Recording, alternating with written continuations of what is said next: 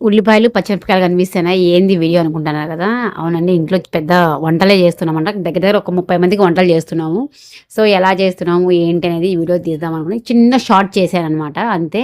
ఇదైతే white rice మేము rice కుక్కర్‌లో ఉడికిచ్చేసి ఇలా ఒక క్లాత్ వేసి, తడి క్లాత్ వేసి మొత్తము అంటే ఎందుకు ఆరబెడుతున్నామంటే లెమన్ రైస్ చేద్దామనేసి అంత పెద్ద 30 మెంబర్స్ చేసే అంత పెద్ద బొగానీలు లేవనమాట.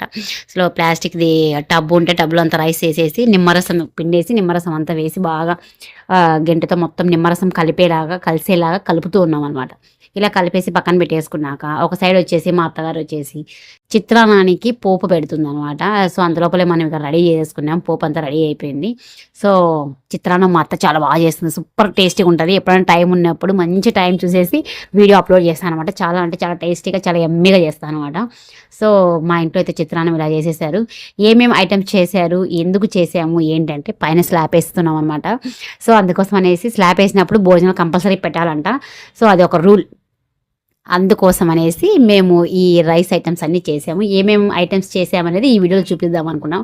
మేము చిత్రాన్నంలో వచ్చేసి వేరుశెనగ గుళ్ళు కాకుండా ఒరుగు మిరపకాయలు కూడా వేసి వేపి మంచిగా చేసేసింది. ఇది వచ్చి ఆలు ఫ్రై.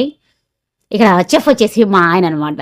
సో, లెమన్ రైస్కి కొత్తిమీరతో బాగా దట్టంగా దట్టించారు కదా.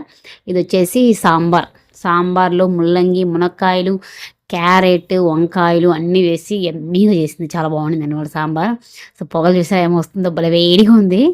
సో, మా ఆయన పైన పూజ చేసి వచ్చాడు. అందుకే పూజారిలా కనిపిస్తున్నాడు. జస్ట్ రసం అండి. రసం అంత పెద్ద చెప్పాక 30 మెంబర్స్ చేసి అంత పెద్ద పెద్ద బొగాని లేక ఇడ్లీ కుక్కర్ ఉంటే దాన్ని వేసేసాము. వైట్ రైస్ చేసాము.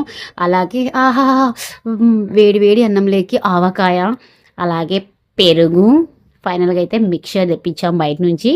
అలాగే మోతిచూర్ లడ్డు. సో, ఇవి మా ఐటమ్స్.